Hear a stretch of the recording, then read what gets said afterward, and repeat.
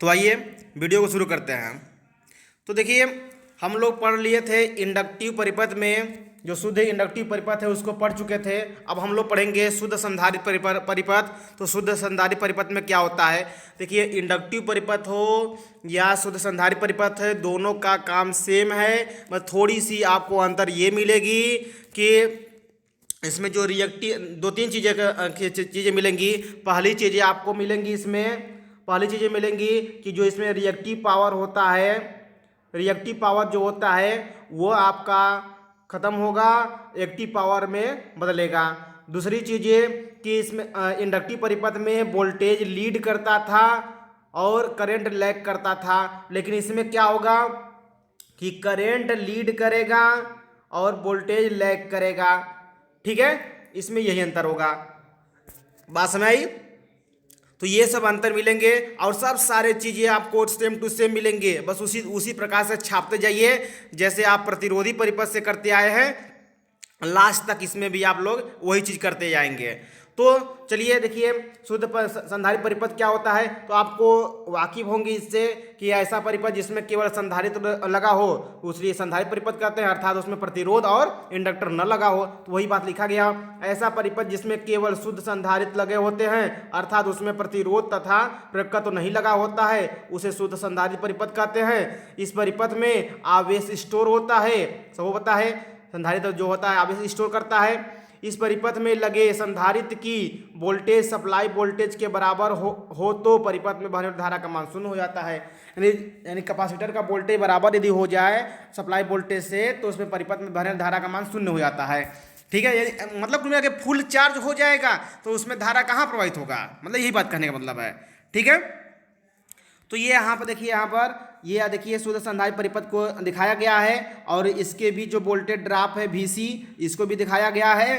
ठीक है, और प्लस यहाँ पर सप्लाई वोल्टेज दिखाया गया है और यहाँ पर देखिए ये करंट दिखाया जाएगा। करंट नहीं दिखाया गया, दिखा दे रहे हैं। ठीक है, तो देखिए यहाँ पर जो यहाँ पर इसका फेज डायग्राम खींचे तो वोल्टेज को लेकर हम खींच रहे हैं। ये आपका वोल्टेज हो गया, ये VC, ये वोल्टेज VC हो गया। तो इससे जो करंट होता है 90 डिग्री लीड करता है, यानी वोल्टेज लैग करता है, मतलब वोल्टेज पीछे रहेगा करंट आगे रहेगा। इसमें देखिए उल्टा, जब भी चलते हैं घड़ी की ऐसे उल्टी दिशा में चलते हैं ना, ये आपका पॉजिटिव दिशा होता है, और यदि ऐसे उल्टा चलेंगे तो ये घड़ी की दिशा में चलेंगे तो ये नेगेटिव दिशा हो जाता है इसमें। ठीक ना, इसलिए थोड़ा सा लोगों को के बीच कन्फ्यूजन बना रहता है कि हम लोग घड़ी की दिशा में चलते हैं कि उल्टा दिशा में चलते हैं। तो इसमें उल्टा दिशा में घड़ी चलेंगे तो वह लीड करेंगे और यदि पीछे चलेंगे तो लैग करेंगे। बात समझ सबको? घड़ी की दिशा में चलेंगे तो लैग होगा। तो ये देखिए ये घड़ी की दिशा में है तो यानी ये लैग कर रहा है, और ये देखिए घड़ी की उल्टी दिशा में है यानी ये लीड कर रहा है। तो करंट जो होगा लीड कर रहा है और वोल्टेज जो होगा लैग कर रहा है। कितना? 90 डिग्री। कितना? 90 डिग्री। 90 डिग्री मतलब π/2। ठीक है, तो ये बातें हैं। क्लियर बात समझ आ रही सबको? अब देखिए ध्यान से, ये तो आपको क्लियर हो चुका होगा। अब करंट का सूत्र, आपको करंट का सूत्र मैं समझा देना चाहता हूँ कि करंट का सूत्र कैसे इतना आ गया है। देखिए जो XC जो होता है, XC बराबर होता है 1/के ओमेगा C होता है, 1/के ओमेगा C होता है। तो अब देखिए, आप जानते हैं करंट बराबर जो सूत्र होता है V/के प्रतिरोध होता है, प्रतिरोध यानी XC, प्रतिरोध मतलब यहाँ पर XC, तो XC का मान कितना? 1/के ओमेगा C। तो देखिए यही बातें लिखी गई कि नहीं लिखी गई है, यहाँ पर देख लीजिए ये चीज़ें है ना। तो ये बातें आपको क्लियर हो गया। अब देखिए इसका जो परिपथ है, सॉरी ये तरंग आरेख है, तो तरंग आरेख के बारे में हम लोग समझे। तो तरंग आरेख में देखिए दिखाया गया है, ये देखिए आपका वोल्टेज हो गया और ये आपका देखिए जो लीड कर रहा है करंट, तो करंट 90 डिग्री से पहले ही से आना शुरू हुआ है, ये आपका करंट हो गया। और जो देखिए हाफ चक्र में कम से कम 2 बार घूमना चाहिए, ये 2 बार घूम गया हाफ चक्र में, और यहाँ पर हाफ चक्र में 2 बार घूम गया। तो देखा जाए तो पावर देखिए 2 बार घूम गया यानी इसकी आवृत्ति दोगुनी हो गई, और करंट और वोल्टेज की आवृत्ति सेम है, जितना था उतना ही है, 50 था 50 रहेगा, यानी यहाँ पर 100 हो जाएगा इसका पावर की आवृत्ति, यदि 50 हर्ट्ज की आवृत्ति में है तो। ठीक है ना, ये बात क्लियर हो गई। यानी इसमें भी आप लोग देखने को मिला कि जो पावर होती है हाँ, पावर की आवृत्ति जो होती है वोल्टेज के मतलब जो सप्लाई आवृत्ति होती है उससे दुगुनी होती है। ये बातें सब सब में पढ़ रहे हैं, है कि नहीं, है कि नहीं। यहाँ पर अब देखिए, यहाँ पर जब परिपथ में वोल्टेज V बराबर Vm साइन ओमेगा टी रहता है तो सप्लाई देते हैं, ये जो हमारा सप्लाई होता है सप्लाई वोल्टेज, तो Q बराबर CV, और जो यहाँ V है यही तात्क्षणिक वोल्टेज है, तो ये आपको दिखाया गया तात्क्षणिक वोल्टेज। तो यहाँ पर हम V का मान रख देंगे, तो यहाँ पर देखिए V का मान रखेंगे। फिलहाल में यहाँ देखिए Q बराबर IT होता है, तो Q बराबर IT, तो I बराबर Q बाई टी, तो यहाँ पर V का मान रखेंगे। यहाँ पर देखिए Q बराबर CV होता है, Q बराबर CV, तो यहाँ से C और V रख दिए, C को बाहर कर दिए, V को रख दिए यहाँ पर, तो V का मान रखेंगे।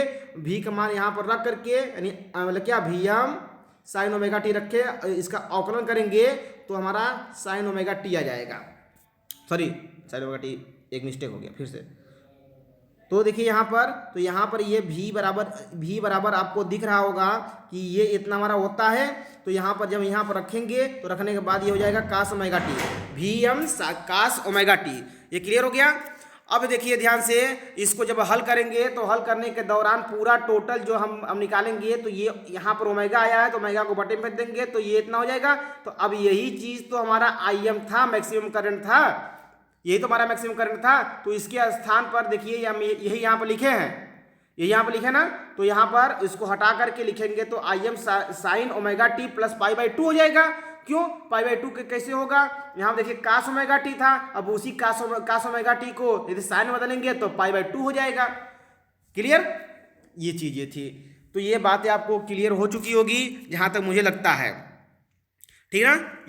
ये भाई छोटी छोटी बातें हैं, सॉल्व करने आता होगा आप लोगों को, ठीक है। नहीं आता होगा तो कमेंट करके बताइएगा, मैं अब फिर से एक वीडियो बनाऊंगा जिसमें सॉल्व करके इसको दिखाऊंगा, ठीक है। तो चलिए, उपरोक्त से क्या स्पष्ट हो रहा है आपको कि ये जो सप्लाई वोल्टेज है और ये सप्लाई करंट है वो 90 डिग्री लीड कर रहा है, सप्लाई वोल्टेज से सप्लाई करंट 90 डिग्री लीड कर रहा है, ठीक ना। तो यहाँ पर देख लीजिए, यहाँ परिपथ की शक्ति निकालेंगे, तो शक्ति निकालेंगे तो कितना होगा, वही सेम बात है, वोल्टेज यहाँ पर हो गया, करंट ये होगा, दोनों का मान इसमें रख देंगे तो हल करेंगे तो भैया ये इतना आ गया। अब यहाँ पर 90 डिग्री का मान रखेंगे तो साइन 90 अंश का मान कितना होता है 1, साइन 90 अंश का मान 1 होता है, तो टोटल पावर इतना निकल के आएगा।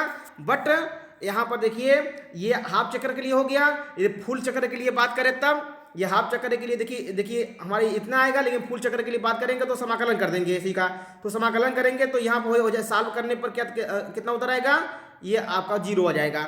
इसको जब मैं सॉल्व करूंगा तो इसका मान 0 हो जाएगा, और जब 0 आ जाएगा तो अब 0 को मल्टीप्लाई किसी में करेंगे तो टोटल वैल्यू आपका 0 आएगा। तब टोटल वैल्यू कितना आएगा आपका 0 आएगा। जब टोटल वैल्यू 0 आ गया यानी 0 वाट लॉसेस, यानी कैपेसिटर के कंडीशन में भी जो टोटल लॉसेस होती है वो 0 होती है, मतलब इसमें जो लॉसेस होती है सब कुल मिलाकर के 0। इंडक्टर के केस में भी देखे होंगे टोटल लॉसेस 0 होती है, और कैपेसिटर के केस में टोटल लॉसेस 0 होती है, और लेकिन रजिस्टेंस के केस में टोटल लॉसेस मैक्सिमम होती है, जितना अधिक से हो सकता है वो उतनी अधिक लॉसेस होती है, ठीक है। तो आइए, इससे क्या आपको स्पष्ट हो रहा है, इससे आपको यही स्पष्ट हो रहा है कि संधारित्र परिपथ में लॉसेस शून्य होती है, और सदिश आरेख से स्पष्ट क्या हो रहा है कि capacitive current supply current voltage से लीड कर रहा है कि नहीं। यही बातें आपको यहाँ से स्पष्ट हो रही है। दूसरी बात है क्या स्पष्ट हो रही है, इसको देख लेते हैं। शुद्ध संधारित्र परिपथ में टोटल कॉम्प्लेक्स पावर यानी टोटल पावर अपरेंट पावर, हाँ अपरेंट पावर क्या होता है, रिएक्टिव पावर में परिवर्तित होता है। टोटल पावर रिएक्टिव पावर में परिवर्तित होता है, इसका मतलब यह होगा कि पावर जनरेट हुआ है, पावर जनरेट हुआ है कैपेसिटर में, क्या होता है इमेजिनरी पावर आभासी पावर में स्टोर हो गया है। अब ये निकलेगा तो रिएक्टिव पावर के रूप में निकल जाएगा। जितने भी आपको आभासी पावर हो रहा था, रिएक्टिव पावर जितने था सब खत्म हो रहा था ना उसमें इंडक्टर केस में, लेकिन इसमें क्या होता है वो स्टोर हो जाता है, वो व्यर्थ नहीं गया, वो स्टोर हो गया। जब आवश्यकता पड़ेगी तो कैपेसिटर क्या होगा, उसको एक्टिव पावर के रूप में बाहर निकाल देगा। इसलिए कैपेसिटर एनर्जी को स्टोर करके एक्टिव पावर दे देता है। क्लियर बस भाई। शुद्ध संधारित्र परिपथ में शक्ति का जो आवृत्ति होता है सप्लाई आवृत्ति से दुगुनी होती है। इसमें भी वही बात पढ़े आप लोग सारे जो पीछे बताया। तो यदि हम टोटल आभासी पावर को रियल पावर में परिवर्तित करना हो तो क्या करेंगे, तो QL और QC के मान को बराबर करेंगे, यानी इंडक्टर के आभासी पावर और कैपेसिटर के आभासी पावर को बराबर करेंगे, तब जाकर के हमारा टोटल मैक्सिमम पावर क्या होगा, मतलब टोटल रियल पावर में परिवर्तित हो जाएगा। क्लियर, ये बातें थी। अब देखिए ये तो आपका कैपेसिटर के केस में था, कैपेसिटर का केस खत्म हुआ। अब यहाँ पर उसके आगे चलते हैं हम लोग, ठीक है। ये देखिए शक्ति क्या होता है, शक्ति तो सबको पता है शक्ति क्या होता है, शक्ति के बारे में तो ढेर बताने की जरूरत नहीं है।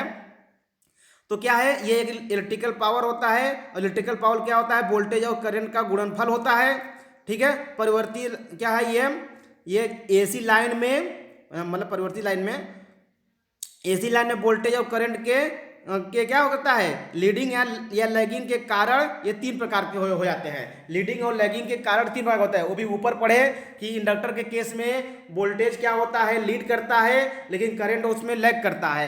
कैपेसिटर के केस में पढ़े होंगे कि कैपेसिटर के केस में पढ़े होंगे कि उसमें करंट लीड करता है, वोल्टेज लैग करता है, ठीक ना। और प्रतिरोध के केस में पढ़े होंगे कि उसमें दोनों एक ही फेस में होता है, उसमें लीडिंग लैगिंग जीरो होती है, ठीक है। तो इन्हीं सब के कंडीशन के आधार पर भाई कहीं भी परिपथ लगाते हैं तो उसमें इंडक्टिव कैपेसिटी तो परिपथ आते ही है, तो लगते ही है इंडक्टर कैपेसिटर, तो वहाँ पर तो दिक्कत तो होनी है। तो उसके अनुसार जो पावर परिवर्तित होता है वो पावर तीन प्रकार के हो जाते हैं। ये पावर आपको दिख रहा होगा, ये वेरी वेरी मोस्ट इंपॉर्टेंट है, आप लोग के भी भूलिएगा मत। आज मतलब ये वीडियो और इससे पहले वाले वीडियो जितने वीडियो है बहुत इंपॉर्टेंट वीडियो है। ये जान लीजिए कि AC सर्किट से मैक्सिमम क्वेश्चन आने वाले हैं। केवल AC सर्किट आप पूरी तरीके से पढ़ लेते हैं तो जान लीजिए कि आराम से पास हो जाएंगे। और कुछ मत पढ़िए, केवल AC सर्किट को पूरी पढ़ लीजिए, तो इतना पावरफुल AC सर्किट है, इतना अधिक इससे पूछे जाते हैं, ठीक है। अब देखिए आभासी शक्ति के बारे में देखिए, आभासी शक्ति क्या होती है, यानी अपरेंट पावर क्या है, AC परिपथ में धारा तथा वोल्टेज के वर्ग माध्य मूल मान के गुणनफल को यानी VI को आभासी शक्ति कहते हैं, यानी अपरेंट पावर कहते हैं, ठीक है। इसका मात्रक VA या किलो वोल्ट एम्पियर होता है, हाँ, वोल्ट एम्पियर या किलो वोल्ट एम्पियर होता है, ठीक ना, यानी VA या KVA होता है, इससे व्यक्त करते हैं, ठीक है। तो अब यहाँ पर देख लेते हैं इसका सूत्र जो होता है, इसका सूत्र देख लीजिए। ये आप लोग थोड़ा ये जो चित्र आपको दिखाया गया है ये आप थोड़ा भूलने की कोशिश मत करिएगा, वेरी वेरी मोस्ट इंपॉर्टेंट है। यदि ये चीज़ आपको याद है तो ये चीज़ें आपको आराम से याद हो जाएंगे, ठीक है। तो ये आपको याद करने की जरूरत नहीं पड़ेंगे, ये बस ये आपको चित्र याद रहे, ये त्रिभुज याद रहे आपको, ठीक ना। तो यहाँ पर आपको दिख रहा होगा ये आपका किलोवाट है, ये किलोवाट यहाँ पर है, और ये आपका KVA, ये हमेशा जो कण होता है ये हमारा हमेशा KVA होता है, और जो यहाँ पर आधार होगा ये किलोवाट होगा, जो 90 डिग्री पर होगा वही kVAR होता है, वही kVAR होता है। ये आप कोई भूलेगा नहीं, फिर से मैं ट्रिक बता दे रहा हूँ, जो कण होगा हमेशा वह KVA होगा, KVA मतलब अपरेंट पावर, ठीक है, KW मतलब एक्टिव पावर, और KVR मतलब रिएक्टिव पावर। तो ये इतना चीज़ें याद करके रखे रहिएगा। रिएक्टिव पावर हमेशा 90 डिग्री पर होता है, और आधार पर कौन सा होता है, मेन बेस कौन सा होता है, वो होता है एक्टिव पावर, और टोटल दिया गया पावर KVA होता है जो कर्ण पर हम दिखाते हैं। तो वही चीज़ है, पाइथागोरस प्रमेय इसमें लगा देंगे तो KVA का स्क्वायर बराबर किलोवाट का स्क्वायर बराबर प्लस KVA का स्क्वायर होगा, ये चीज़ दिखाया गया है, ठीक ना। तो काश अब देखिए यहाँ से KVA का मान तो इतना हो गया। अब देखिए यहाँ पर काश बराबर लिख लिए, काश फाई बराबर निकालिए, तो काश का सूत्र क्या होता है, आधार बटे के कण। तो आधार इसमें क्या है KW, कण क्या है KVA, तो क्या हो जाएगा KW बटे के KVA होगा, है नहीं, KVA हो जाएगा। तो अब देखिए KVA का मान निकालेंगे तो ये इस साइड आएगा और काश फाई बटे में चला जाएगा, तो वही देखिए यहाँ पर निकाल कर रखा गया है, ठीक है।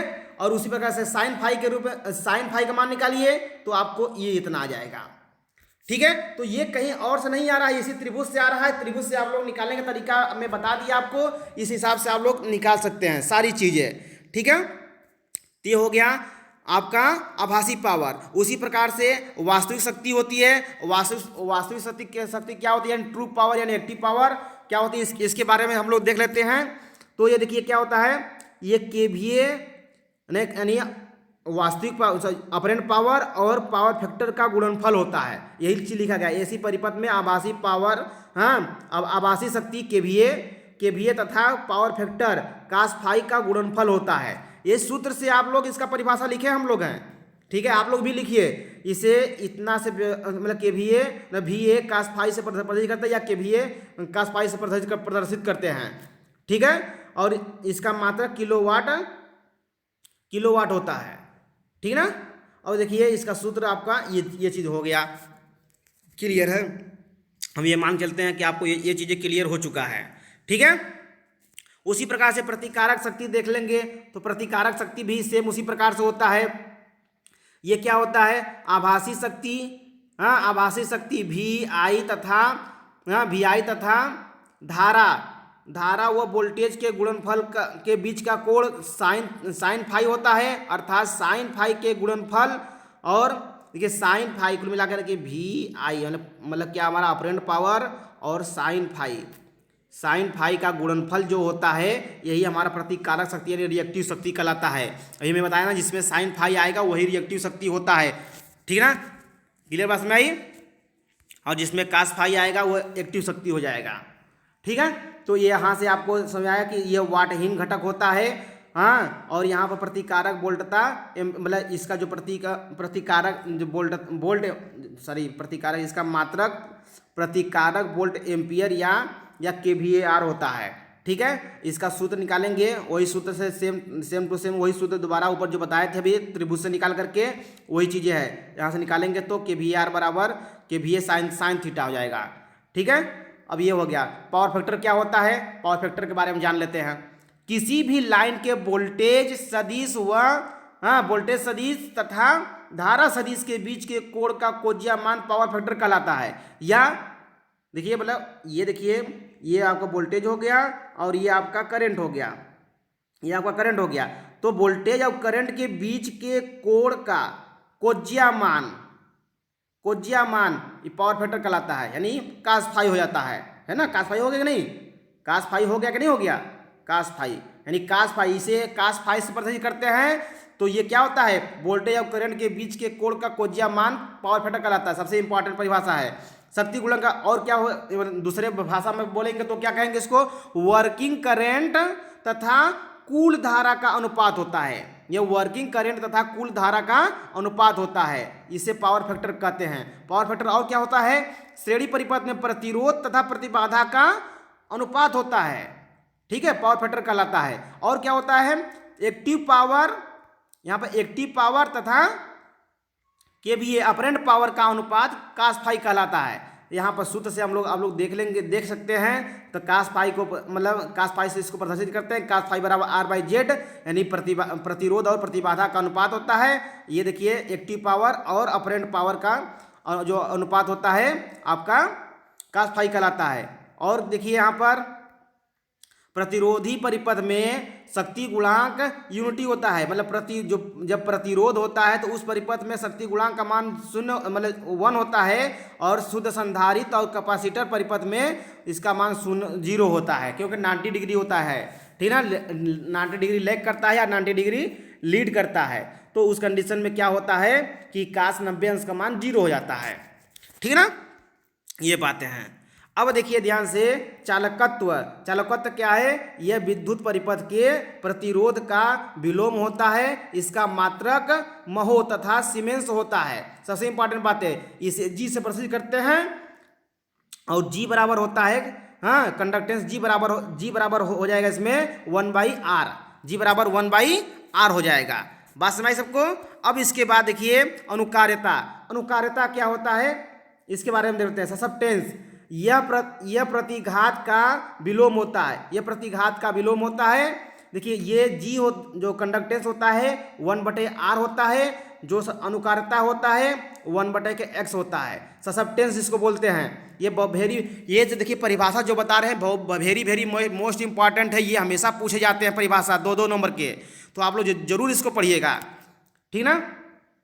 तो देखिए अनुकारता क्या है? यह प्रतिकारक मतलब प्रतिघात का ये उल्टा होता है। इसे 20 से प्रदर्शित करते हैं। इसका मात्रक महो होता है, मतलब कंडक्टेंस का मात्रक भी महो, इसका भी मात्रक महो, और इसका सूत्र ये हो जाता है। ये 2 प्रकार के होते हैं, ठीक है, प्रेरकीय अनुकारता और कैपेसिटिव अनुकारता। तो इंडक्टिव अनुकारता क्या होता है? ये 1/XL का अनुपात होता है, ठीक है, मतलब विलोम होता है। ये 1/XC का विलोम होता है। सब सेम परिभाषा सेम टू सेम लिखना है, हैं।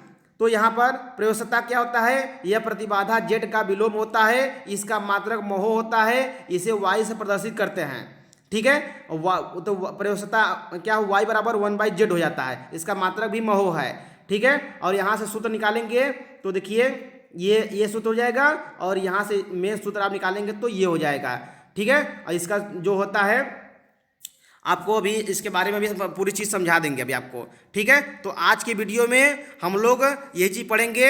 आप लोग इसका नोट्स बना लीजिएगा, जिससे आप लोग को एग्जाम पीरियड में बहुत काम देगा। मैं छोटे छोटे परिभाषा में आपको लिख करके लेकर आया वीडियो में, जो कि आपको क्या हो, आपके पढ़ाई में ये लाभकारी सिद्ध हो, इसलिए मैं ऐसा काम किया हूँ, ठीक है। तो आप लोग इस चीज़ को लिख लीजिएगा, सारे चीज़ों को नोट्स बना लीजिएगा वीडियो देखते देखते। तो आज के लिए इतना ही।